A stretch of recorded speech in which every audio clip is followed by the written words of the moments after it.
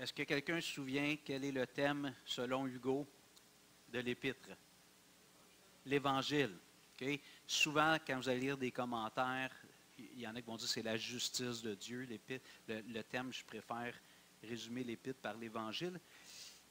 Mais dans son exposé de l'Évangile, c'est le livre où Paul fait l'explication la plus détaillée de l'Évangile.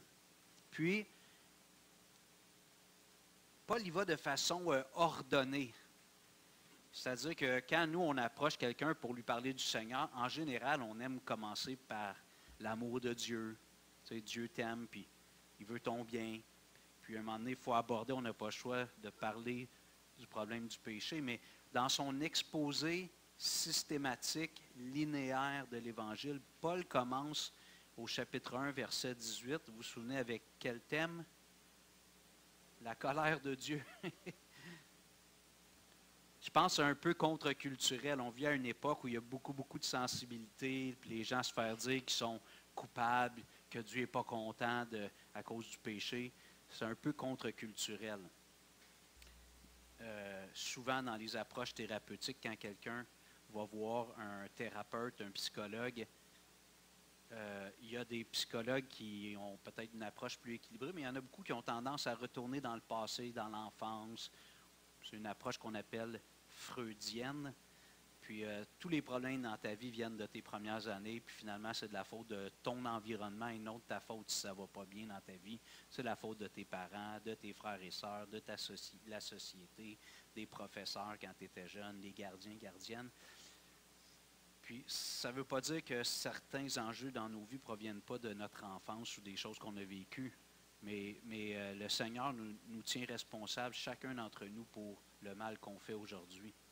On ne peut pas blâmer notre passé toute notre vie pour justifier des mauvais comportements ou peu importe. Donc, l'apôtre Paul commence dans son exposé systématique de l'Évangile. Et le mot Évangile veut dire bonne nouvelle. Il commence la bonne nouvelle en parlant de la colère de Dieu. Puis il commence au verset 18 et ça va jusqu'au chapitre 3, si vous voulez juste sauter une page ou deux dans votre Bible, juste pour vous, jusqu'au verset 20 du chapitre 3, à peu près. On essaie des fois de diviser là, la Bible pour pouvoir l'expliquer. Moi, dans ma Bible, il y a un sous-titre entre 3.20 et 3.21. Je ne sais pas dans votre Bible, là, mais... Alors, de 1.18 à 3.20, l'objectif de l'apôtre Paul, est-ce que quelqu'un veut prendre une chance? Qu'est-ce qu'il veut faire dans ces genres de deux chapitres, si on peut dire? Qu'est-ce qu'il veut faire? 1.18 à 3.20. Donc, il a parlé de la colère de Dieu, mais son intention envers ses lecteurs, c'est de les convaincre de quoi? Que tous ont péché et sont privés de la gloire de Dieu. Alors, je l'ai dit la semaine passée, je vais le répéter encore peut-être quelques fois, mais jusqu'à temps qu'on arrive au verset 20 du chapitre 3, on va être sur un thème de condamnation un peu, vous comprenez? De dénonciation, de parler du péché humain. Donc, ce n'est pas nécessairement la partie du livre en 2024 qui est la plus attractive, parce qu'on n'aime pas tellement parler de la culpabilité personnelle, de créer des problèmes de conscience, mais ici, à l'Église Renaissance, on n'est pas des grands érudits, on n'est pas parfait, mais on essaye de s'attacher aux Écritures puis de dire, c'est quoi le message de Dieu? Est-ce que son message change? Est-ce que Dieu a changé son message depuis 2000 ans? Non, c'est le même. Donc, Dieu ne change pas, le message demeure le même. Et ce que Paul est en train de faire, c'est qu'il explique. Il veut convaincre son auditoire. Dans cette lettre-là, Paul utilise un style littéraire qu'on appelle la diatribe. C'est comme s'il y a un interlocuteur fictif. Il va dire des fois « car tu diras » ou « toi tu vas me répondre ». Puis dans son écrit, il y a comme un échange par moment avec un interlocuteur, entre guillemets, fictif qui n'est pas identifié. On appelle ça la diatribe. Donc c'est... Puis juste pour vous dire, l'Épître aux Romains a longtemps été étudié dans les écoles de droit aux États-Unis. Pour ceux qui voulaient devenir avocats, on étudiait l'Épître aux Romains pour voir comment bâtir un argument, comment bâtir la défense ou l'exposé d'une chose, puis en faire la démonstration. Alors, c'est ce que Paul fait, une belle lettre. Je reviens maintenant au chapitre 1, puis on a parlé il y a quelques semaines de le premier groupe que Paul cible, si on peut dire, à partir du verset 18 jusqu'à au verset 32 du chapitre 1, Paul cible les gens qui n'ont pas nécessairement des grands repères moraux, des gens qui ont un peu perdu leur boussole morale, des gens qui ont une vie morale un peu dissolue ou beaucoup dissolue, selon les standards de la société. Donc, c'est des gens qui souvent sont le plus faciles à convaincre qu'ils sont pécheurs. Hein, si on va voir quelqu'un qui a fait des vols de banque, qui a peut-être tiré sur des gens, qui a commis des meurtres, on lui dit, est-ce que tu reconnais que tu es pécheur? En général, ce n'est pas les plus difficiles à convaincre. Puis, il y avait un verset que je voulais mentionner il y a quelques semaines, puis j'ai oublié de le mentionner, parce que dans le texte, Paul, au début, il parle de l'immoralité sexuelle. Après ça, il parle de l'homosexualité. Je ne veux pas nécessairement retourner lire les textes. Pour finir à la fin avec une panoplie de péchés, dans le fond, qui peut couvrir un spectre beaucoup plus grand de pécheurs. Mais, bon, je pense, en tout cas dans les églises évangéliques aujourd'hui, ça fait quand même un bout de temps qu'on, dans la société, l'homosexualité, elle est promue. On a voulu la normaliser puis l'accepter. Puis, je peux dire que dans la société, ça semble être pas mal atteint. Maintenant, nous, les chrétiens, surtout peut-être quand on commençait à essayer de pousser cette acceptation, bien, on était peut-être plus réfractaires et plus réactifs. C'est-à-dire qu'on pouvait avoir peut-être tendance à être plus dur avec quelqu'un qui avoue être homosexuel que quelqu'un qui n'est pas homosexuel, mais qui vit en concubinage, par exemple. On avait tendance à être plus, peut-être, réactif. Et, je pense qu'on ne devrait pas. On devrait traiter tous les êtres humains de la même façon, comme des pécheurs. Tant qu'ils n'ont pas accepté Christ, c'est des pécheurs, coupables, perdus, condamnés, que ce soit une personne qui, en apparence, a une belle vie morale ou quelqu'un qui vit dans une déviation sexuelle quelconque. Mais un passage que je voulais partager il y a quelques semaines quand j'abordais ça, ça se retrouve dans 1 Corinthiens 6, si vous voulez y aller avec moi, s'il vous plaît. 1 Corinthiens 6.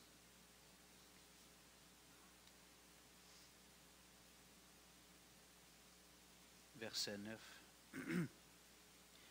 Mon micro, est-tu correct, René? Ouais? Es-tu correct? 1 Corinthiens 6, 9. Ne savez-vous pas que les injustes n'hériteront point le royaume de Dieu? Ne vous y trompez pas, ni les débauchés, ni les idolâtres, ni les adultères, dépendamment de la version que vous avez, là, les mots peuvent varier, ni les efféminés, verset 10, ni les homosexuels, ni les voleurs, ni les cupides, ni les ivrognes, ni les outrageux, ni les ravisseurs n'hériteront le royaume de Dieu. Alors ici, Paul couvre plusieurs péchés, certains qui sont peut-être un peu plus dans la catégorie d'une moralité dissolue, qui est loin des standards de Dieu. Mais regardez ce qu'il dit au verset 11. Et c'est lorsque vous étiez quelques-uns d'entre vous. Donc, Paul écrit aux Corinthiens, 1 Corinthiens 6, 9 à 11. Puis au verset 11, il dit, et c'est lorsque vous étiez quelques-uns d'entre vous. Donc, il y avait des gens dans l'église de Corinthe qui avaient ce passé-là, ce genre de passé-là. Il y a plusieurs choses, là, il y a plusieurs péchés qui sont nommés. Donc, il y avait certains d'entre eux qui étaient efféminés. Donc, ça, c'est peut-être ce qu'on appellerait des transgenres aujourd'hui. Un homme qui se comporte et qui s'habille comme une femme et vice-versa. Mais les homosexuels, des gens qui ont des rapports homosexuels, hommes ou femmes. Puis il dit, c'est lorsque vous étiez quelques-uns d'entre vous, mais là c'est merveilleux, c'est l'espoir que le Seigneur nous donne, mais vous avez été lavés. Et chaque chrétien peut s'inclure dedans. Vous avez été lavés, vous avez été sanctifiés, vous avez été justifiés au nom de notre Seigneur Jésus-Christ et par l'Esprit de notre Dieu.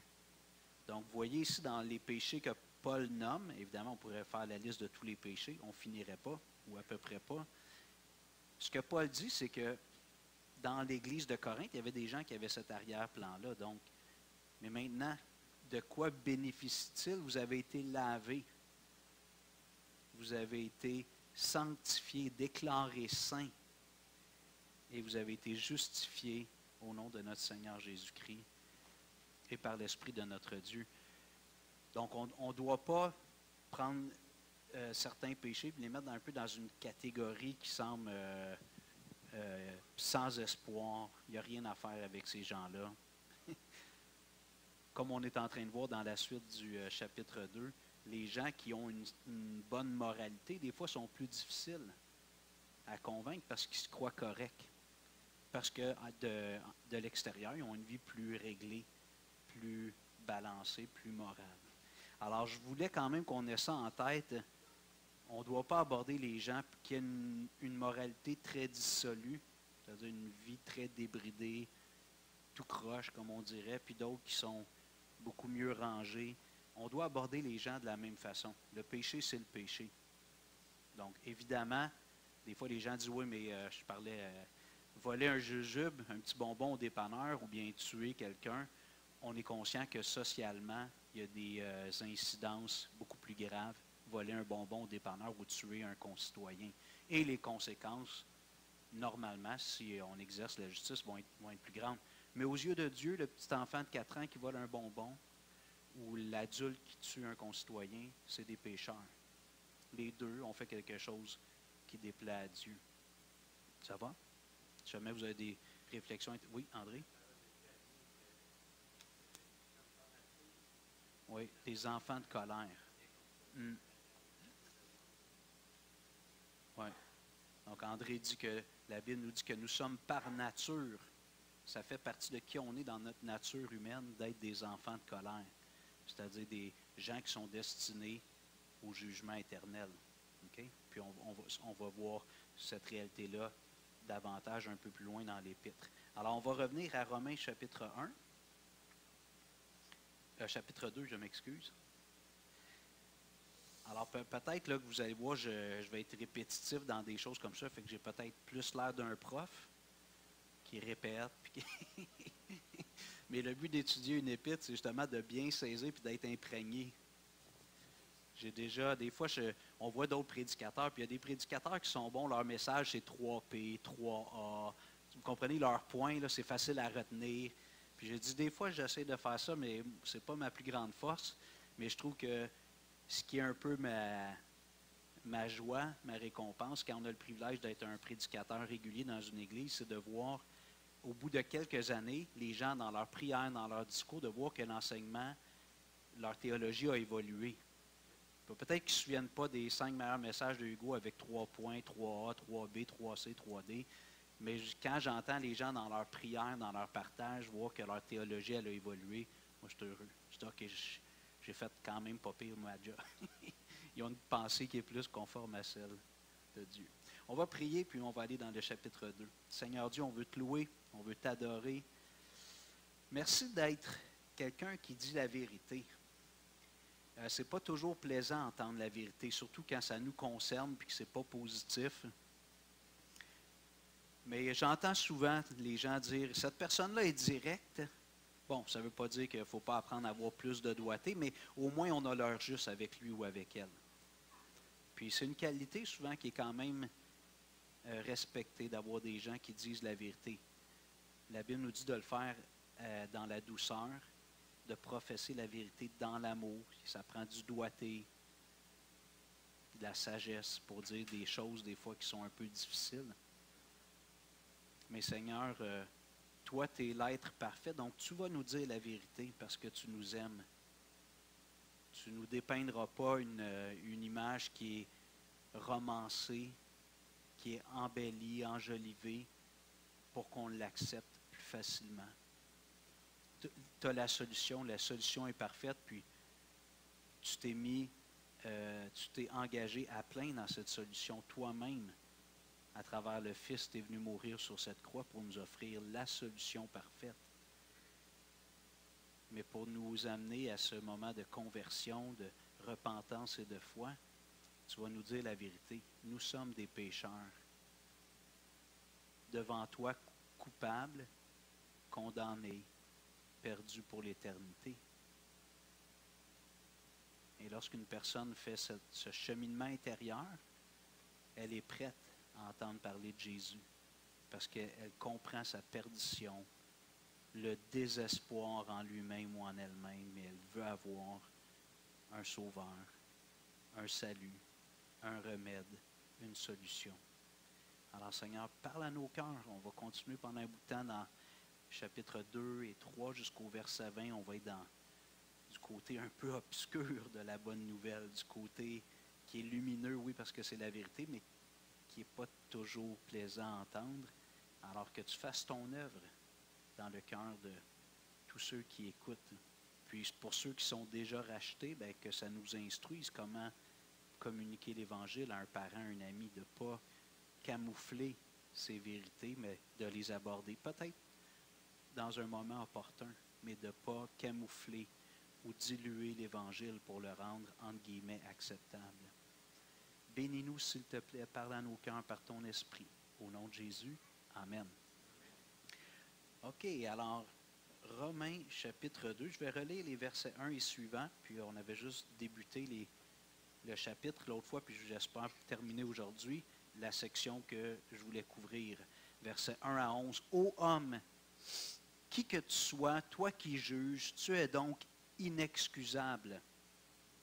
Car en jugeant les autres, tu te condamnes toi-même, puisque toi qui juges, tu fais les mêmes choses. Nous savons en effet que le jugement de Dieu contre ceux qui commettent de telles choses est selon la vérité. Et penses-tu, ô homme qui juge ceux qui commettent de telles choses et qui les fait, que tu échapperas au jugement de Dieu? Verset 4. Ou méprises-tu les richesses de sa bonté, de sa patience et de sa longanimité, ne reconnaissant pas que la bonté de Dieu te pousse à la repentance? Verset 5. Mais par ton endurcissement et par ton cœur impénitent, tu t'amasses un trésor de colère pour le jour de la colère et de la manifestation du juste jugement de Dieu, qui rendra à chacun selon ses œuvres. Verset 7. Il réserve la vie éternelle à ceux qui, par la persévérance à bien faire, cherchent l'honneur, la gloire et l'immortalité, mais l'irritation et la colère à ceux qui, par esprit de dispute, sont rebelles à la vérité et obéissent à l'injustice. Tribulation et angoisse sur toute âme d'homme qui fait le mal, sur le juif premièrement, puis sur le grec. Gloire, honneur et paix pour quiconque fait le bien, pour le juif premièrement, puis pour le grec, car devant Dieu, il n'y a point de favoritisme. Alors, je vais resurvoler un peu ce que j'ai mentionné la semaine passée. Alors, on avait vu que le jugement de Dieu est selon la vérité. Dieu connaît tout. Et ce qui est fantastique avec Dieu, qui est un peu aussi peut-être apeurant pour quelqu'un qui n'est pas converti, c'est que Dieu voit tout ce qu'il y a dans nos cœurs. Dieu connaît notre futur, notre passé, notre présent. Lorsque Moïse a demandé à Dieu, le Dieu d'Abraham, d'Isaac, de Jacob, il a dit, parce que Dieu lui a dit, tu vas aller en Égypte, mon peuple est esclave, je vais les faire sortir de l'esclavage. Moïse demandait à Dieu, quel est ton nom? Parce qu'on lui demandait, c'est quoi le nom de ce Dieu qui t'envoie nous délivrer? Puis la réponse de Dieu, vous vous souvenez ce que Dieu a dit? Il a dit, je suis celui qui est. Donc on essaye en français de bien traduire la pensée, mais en hébreu, c'est ce qu'on appelle le tétragramme, les 4 lettres qui sont pour nous des voyelles, Y, H, W, H, des consonnes.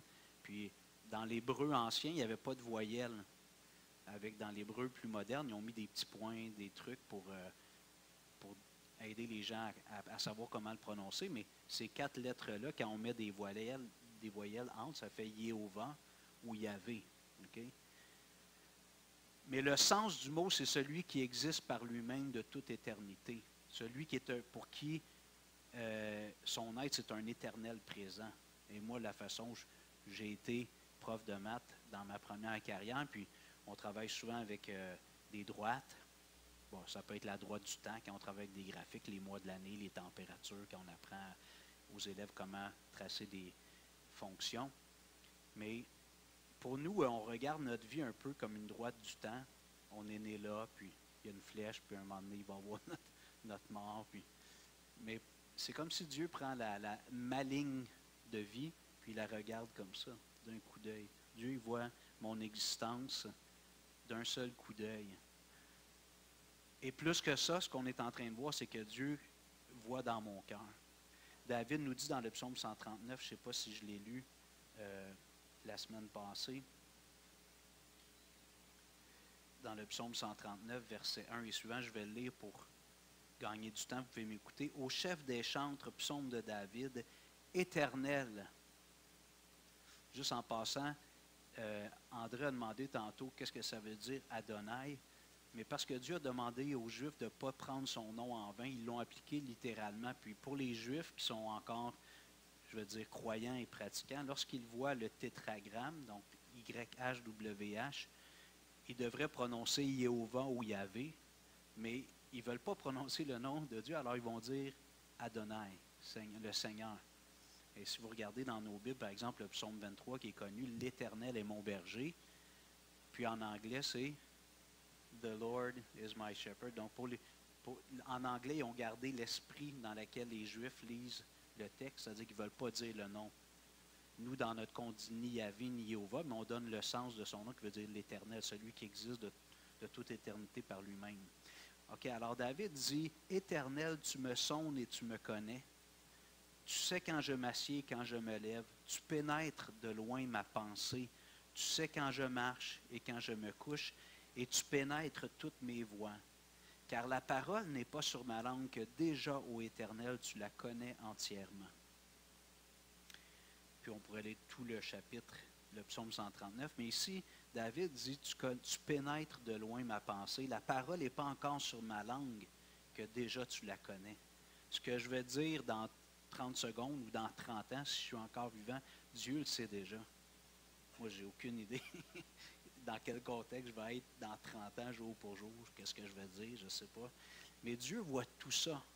Alors, la façon que Dieu juge un être humain, il le fait comme Dieu seul peut le faire, selon la vérité, l'être qui connaît tous les sentiments, toutes les pensées du cœur, qui connaît le passé, le présent, le futur. Alors, lorsqu'on s'adresse à des gens, puisque dans le chapitre 2, Paul commence à s'adresser à des gens qui, eux, se pensent corrects, qui jugent les autres, mais qui font des fois la même chose, que ce soit en pensée ou en action. Jésus a dit clairement dans le Sermon sur la montagne que tout ce que je pense pour Dieu, c'est comme si pour les hommes, je le faisais. Jésus, il dit, si tu convoites une femme qui n'est pas ta femme, tu as déjà commis un adultère avec elle. Si tu dis une insulte à ton frère ou à quelqu'un d'autre, tu as déjà commis un meurtre dans ton cœur. Tu lui as souhaité du mal, tu as voulu lui faire du mal. Donc, notre façon d'évaluer la sainteté ou la pureté d'une personne, ce n'est pas la même façon que Dieu va le faire. Donc, si je prends l'expression qu'on a tendance à dire dans notre société, on peut dire ça, c'est une bonne personne. Ça, c'est notre vision des choses, parce que c'est quelqu'un qui généralement a un bon comportement, qui aide son prochain, puis tout ça. Mais lorsque Dieu regarde cette personne-là, il connaît toutes les ramifications, toutes les nuances, les pensées, les affections, les motivations. Moi, j'ai réalisé, depuis que je connais le Seigneur, souvent le Seigneur travaille au début plus sur des habitudes, des comportements évidents.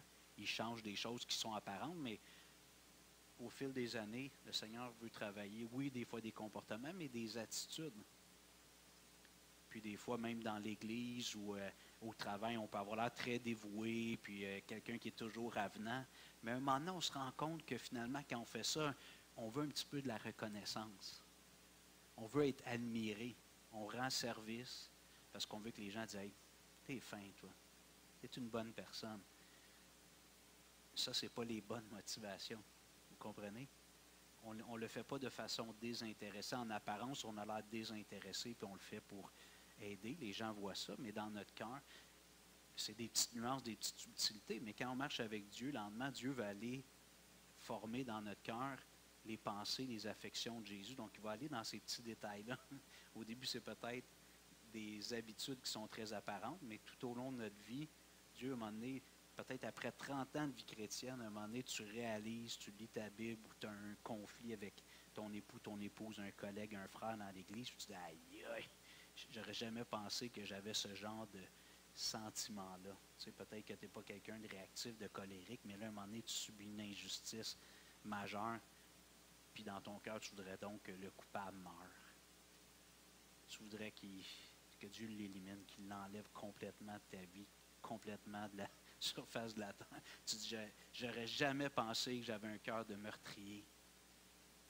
Mais c'est des circonstances. Hein? La Bible nous dit que l'épreuve, comme un coup de poing sur le nez fait sortir le sang, Comme quand on tord un citron, ça fait sortir le jus. Les épreuves, ça fait sortir le caractère. Les bons coups, mais aussi les mauvais coups. Quand on passe dans l'épreuve, c'est là souvent qu'on va voir peut-être le meilleur d'une personne, mais aussi le pire. Alors Dieu se sert des épreuves pour nous purifier, nous émonder, et aussi pour montrer la valeur de notre caractère chrétien. On en a parlé l'autre fois, Paul dit que notre foi est plus précieuse que l'or périssable, qui cependant est éprouvé par le feu. Donc quand le Seigneur veut nous transformer, enlever des impuretés dans notre vie, il va nous faire traverser des épreuves. Puis, en sortant de l'épreuve, peut-être qu'il y en a qui vont dire hey, j'ai vraiment été édifié par ton attitude. T'sais. Moi, j'aurais maugré, j'aurais rouspété, j'aurais questionné Dieu, mais toi, tu es resté serein. Peut-être la personne va dire oh, mais tu ne m'as pas vu dans mes moments de solitude, j'ai eu des doutes. Mais quand même, somme toute, tu as gardé une bonne attitude dans ton discours. Tu as toujours dit l'Éternel a donné, l'Éternel a ôté. Que le nom de l'Éternel soit béni. T'sais. Fait que l'épreuve met en valeur notre caractère chrétien, ça le valorise, mais ça le purifie aussi. Alors, des fois, on se demande pourquoi les épreuves, c'est pour atteindre l'objectif ultime de Dieu dans nos vies, de former Christ en nous. Bon, je m'éloigne un petit peu du texte. On va aller au verset 7. Okay? L'autre fois, on avait pas mal couvert de 1 à 5, 6. Je vais aller au verset 7. OK, je répète juste pour mettre en contexte, parce que je l'ai fait beaucoup la semaine passée. Paul, ici, après avoir, dans le chapitre 1, un peu décrit les gens qui ont une vie morale plus dissolue, des gens qui ont perdu des fois leur étoile du Nord, l'étoile polaire, qui ont des vies qu'on pourrait peut-être dire de tout croche. Paul s'adresse dans le chapitre 2 à des gens qui ont une vie morale beaucoup plus exemplaire et qui, pour cette raison-là, se croient justes. Verset 7. Il réserve la vie éternelle à ceux qui, par la persévérance à faire le bien, cherchent l'honneur, la gloire et l'immortalité, mais l'irritation et la colère à ceux qui, par esprit de dispute, sont rebelles à la vérité et obéissent à l'injustice. Tribulation et angoisse sur toute âme d'homme qui fait le mal, sur le juif premièrement, puis sur le grec. Et verset 10, gloire, honneur et paix pour quiconque fait le bien, pour le juif premièrement, puis pour le grec. Car devant Dieu, verset 11, il n'y a point de favoritisme. Dieu n'a pas de chouchou. Bon, on pourrait peut-être dire, attends un peu, quand tu es un enfant de Dieu, où on est des chouchous du Seigneur, mais dans son jugement, Dieu va traiter les gens de façon équitable. Et en toute franchise, puis c'est là que Paul va emmener ses lecteurs, s'ils ne sont pas déjà rendus là dans leur vie, c'est de reconnaître qu'ils sont pécheurs, coupables et perdus. Que ce soit des grands pécheurs ou que ce soit des gens très moraux, Paul veut emmener tous les lecteurs de l'Épître à avoir cette conviction-là pour ensuite de ça présenter le remède à partir du verset 21 du chapitre 3. Mais ici, Paul, puis ça c'est des versets des fois qui peuvent un peu nous intriguer comme croyants au verset 7, il réserve la vie éternelle à ceux qui par la persévérance à bien faire cherchent l'honneur, la gloire et l'immortalité. Je me souviens la première fois que je disais, ou les premières fois que je disais ça, je dis, qu'est-ce que tu veux dire? Est-ce qu'on parle d'un salut par les œuvres ici? Il réserve la vie éternelle, donc le salut, le paradis pour l'éternité, à ceux qui, par la persévérance à bien faire, cherchent l'honneur, la gloire et l'immortalité. Probablement que plusieurs d'entre vous disent, mais non, c'est sûr, ce n'est pas le salut par les œuvres, c'est pas comme ça qu'on est sauvé. Mais comment on peut donner un sens à ce verset-là, puisque Paul semble dire que c'est ceux qui cherchent à bien faire, ils persévèrent en voulant faire le bien. Je pense que ce que Paul nous dit par la suite, ça amène de la lumière, qui cherchent l'honneur, la gloire et l'immortalité. Est-ce que, de ce qu'on connaît du caractère chrétien, Paul parle de gens qui veulent l'honneur, la gloire humaine? Pensez-vous qu'il parle de ce genre d'honneur et de gloire-là? OK?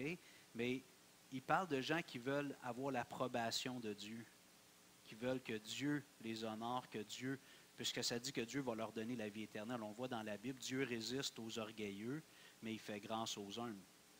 Donc, c'est sûr que quand on a des versets comme ça qui semblent un petit peu attendre un peu, là, ce qui parle d'être sauvé par les œuvres en persévérant à faire le bien, donc on doit éclairer le verset avec le reste de la doctrine chrétienne, les autres passages des Écritures. Ce qu'on me disait dans mes premiers cours d'herméneutique, on me disait quand un passage est obscur ou qui a l'air flou, il faut l'éclairer avec toutes les Écritures pour aider à comprendre le sens. Donc, Paul ici ne parle pas de ceux qui croient qu'ils vont être sauvés par les œuvres, puis qui veulent être honorés par les hommes, être glorifiés par les hommes. Jésus a dit aux pharisiens, vous faites ça, vous l'avez votre récompense. Ils vont au coin des rues, puis ils prient en levant les mains, ils donnent leur dîme, puis ils veulent être sûrs que tout le monde sait combien ils ont donné. Jésus a dit, vous l'avez votre récompense. Vous avez la gloire des hommes. Mais ceux qui le font par amour pour Dieu dans une plus grande modestie, une dimension plus privée, ils reçoivent l'approbation, l'honneur et la gloire qui vient de Dieu. Donc, Paul est en train de parler de gens qui, dans leur fort intérieur, dans ce que Dieu fait dans leur vie, puis encore là, on va le voir, c'est l'œuvre de l'Esprit, mais ces gens-là veulent avoir l'approbation de Dieu. Ils n'attendent pas d'avoir l'approbation des hommes, et quand je dis l'approbation des hommes, je parle d'eux-mêmes. Ce n'est pas à eux de dire « je suis une bonne personne ». Ce que ces gens-là veulent entendre, c'est « qu'est-ce que toi, Dieu, tu penses de moi ». C'est ça qui compte. Et ces gens-là qui ont cette poursuite dans leur vie, Dieu s'organise toujours pour, à un moment donné, les emmener vers le salut. Puis on pourrait raconter toutes sortes d'histoires dans ce sens-là. Mais je pense à une personne dans le Nouveau Testament. Peut-être que vous vous souvenez de Corneille, Acte 10. C'est 10, hein? Je n'ai pas vu Acte 10, il me semble, ou 11, mais Acte 10. Il y avait cet homme-là qui était un non-juif. C'était un chef militaire. Puis lui, il cherchait Dieu. Dans les Actes des Apôtres, on est quelques temps après la venue de Jésus, sa mort sur la croix, sa résurrection puis son ascension. Alors, Corneille, lui, c'était un non-juif, mais qui adorait le Dieu des Juifs, qui adorait l'Éternel, Yahvé, Jéhovah, Adonai. Puis, cet homme-là, c'était un homme qui persévérait à faire le bien et qui cherchait l'honneur et la gloire qui vient de Dieu, l'approbation qui vient de Dieu. Vous vous souvenez ce que Dieu a fait? Dieu a envoyé une vision à Pierre, l'apôtre Pierre. C'était l'heure du lunch. Pierre était allé prier. Un bon chrétien dit, je vais passer mon dîner. Je vais aller prier. Mais il a faim. Ça gargouille. Là, le Seigneur lui envoie une vision. Une nappe descend du ciel avec tous les animaux de la terre. Puis il y a une voix qui lui dit, tue tous ces animaux-là et mange-les. Il y avait sûrement un porc. Vous savez que les Juifs, encore aujourd'hui, qui n'ont pas compris la nouvelle alliance, mangent du porc. Bon, il y a des chrétiens, des fois, qui restent un peu dans ces idées-là. Mais là, ici, Dieu n'est pas en train de dire à Pierre, littéralement, de manger n'importe quel animal. Il lui donne une image. Puis là, il ne comprend pas. 3 fois, il y a cette vision-là, tue et mange. Puis Pierre dit à Dieu, jamais rien d'impur n'est entré dans ma bouche. Je ne peux pas manger certains de ces animaux-là. Et là, après ça, ça cogne en bas à la porte. On ouvre la porte, puis Pierre, il est senteux, fait qu'il écoute, c'est qui ça? C'était des serviteurs de Corneille qui étaient venus, parce qu'un ange avait dit à Corneille, fais venir Pierre, qui est chez Simon, le courroyeur, le gars qui travaillait le cuir, puis il va t'annoncer une bonne nouvelle.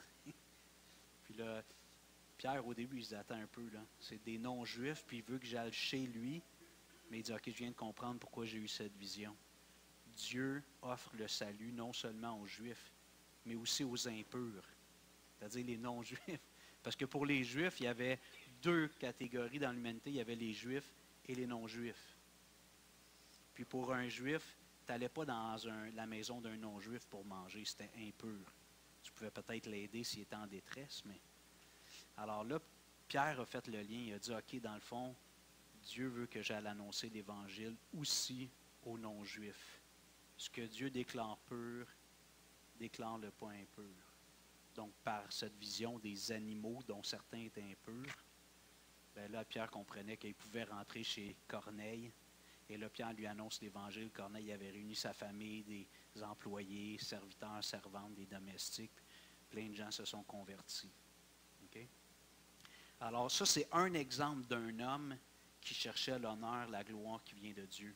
Il persévérait à bien faire. C'est un homme qui avait des valeurs morales, mais ce qu'il voulait, c'était surtout l'approbation de Dieu. Puis Dieu a dit, quand le temps est venu, je vais t'envoyer un chrétien qui va t'annoncer l'Évangile.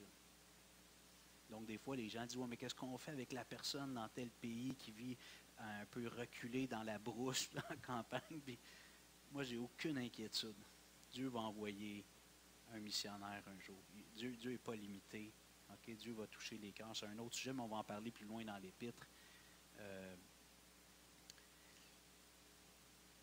Un autre verset que j'aimerais partager avec vous, je vous invite à ouvrir vos Bibles dans Jean 6, verset 29.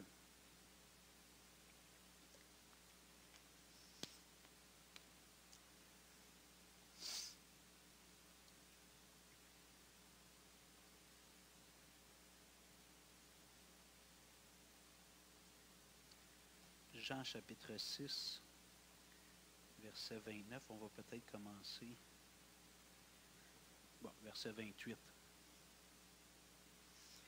Jésus s'adresse aux Juifs, justement à ceux qui se pensaient justes, les chefs religieux, les propres justes, les gens qui avaient une bonne moralité, qui aimaient être vus par les êtres humains pour être admirés par les autres Juifs. Il lui pose la question, il dit à Jésus, que devons-nous faire pour faire les œuvres de Dieu?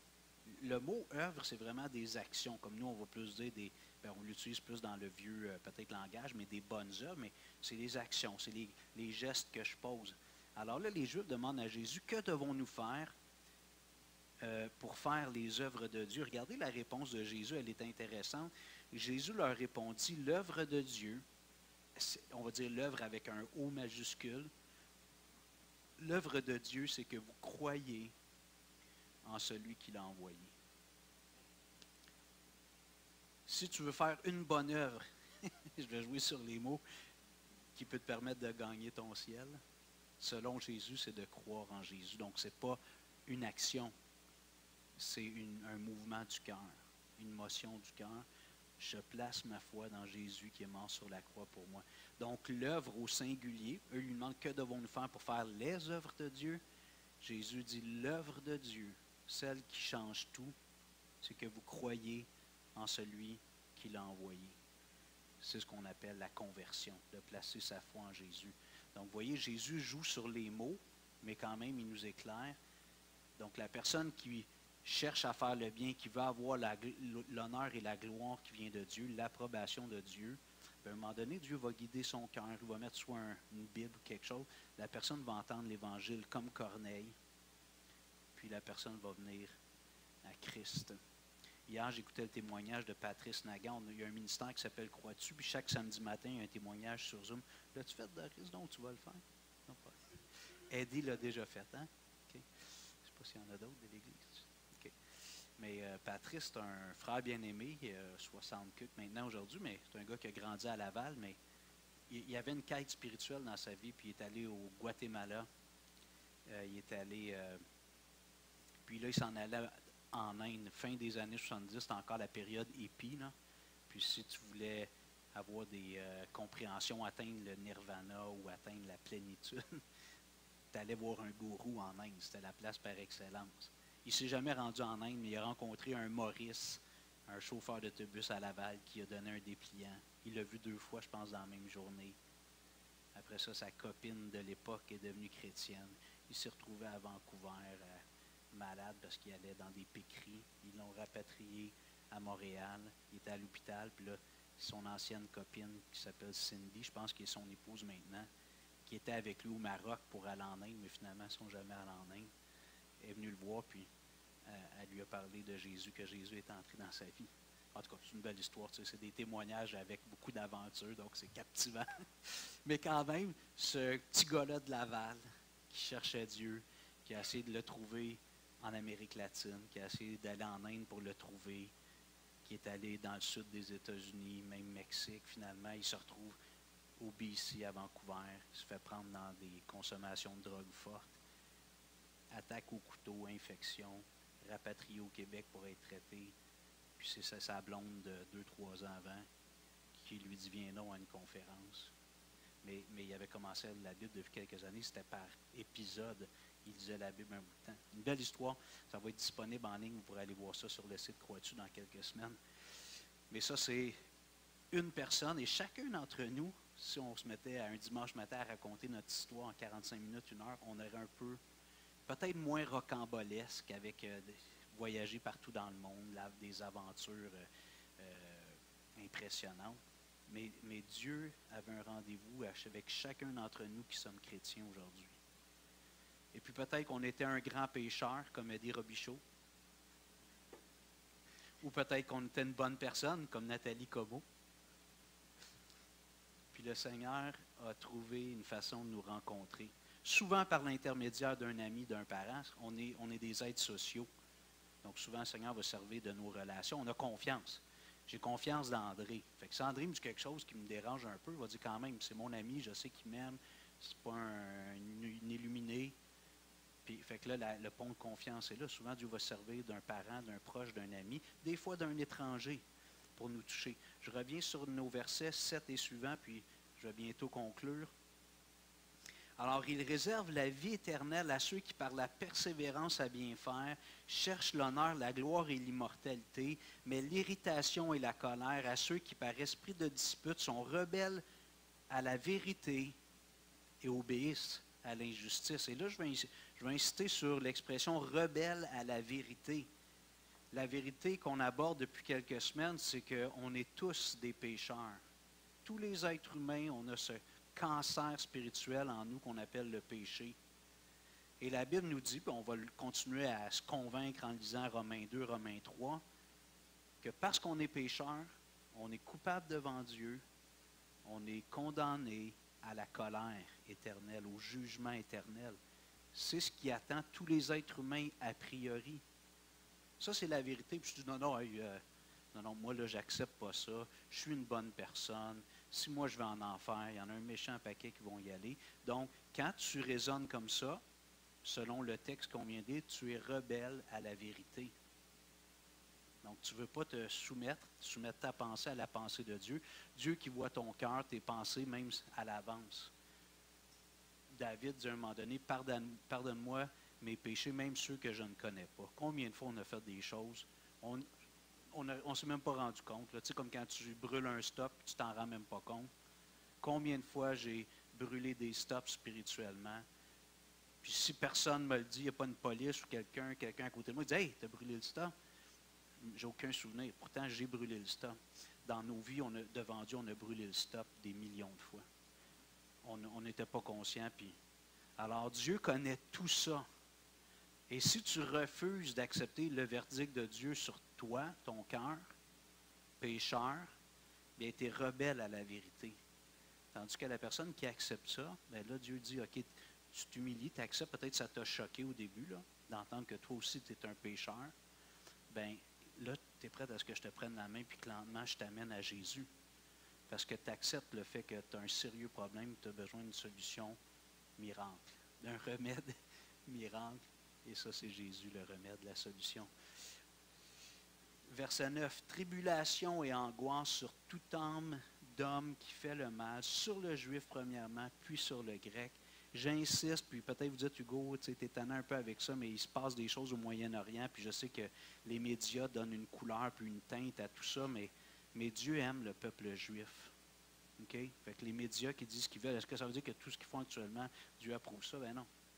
C'est eux qui ont demandé la mort de Jésus, vous comprenez? Mais Dieu aime ce peuple-là. Okay? Puis il faut rester balancé dans notre façon de comprendre ce qui se passe en Israël actuellement, ben, dans ce coin-là du monde.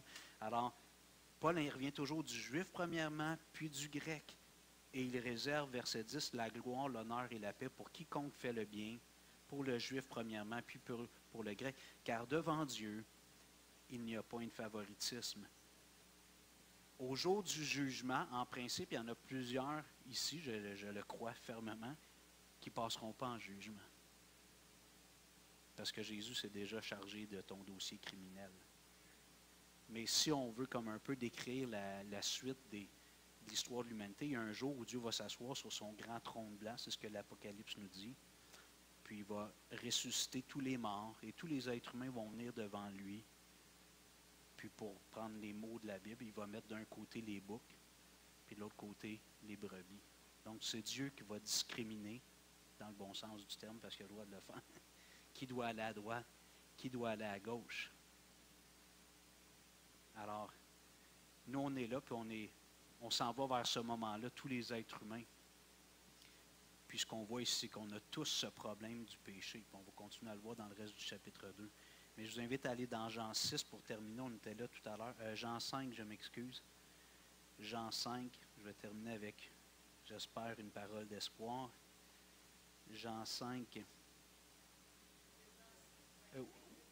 Non, ouais, mais je me suis repenti. Jean 5. Verset 22 et suivant. Jean 5, 22 et suivant. Le Père ne juge personne, mais il a remis tout jugement au Fils.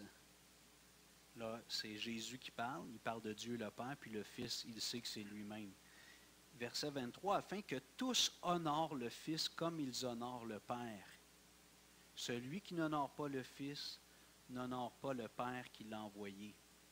En vérité, je vous le dis, celui qui écoute ma parole, c'est Jésus qui parle, et qui croit celui qui m'a envoyé, a la vie éternelle et ne vient point en jugement, mais il est passé de la mort à la vie.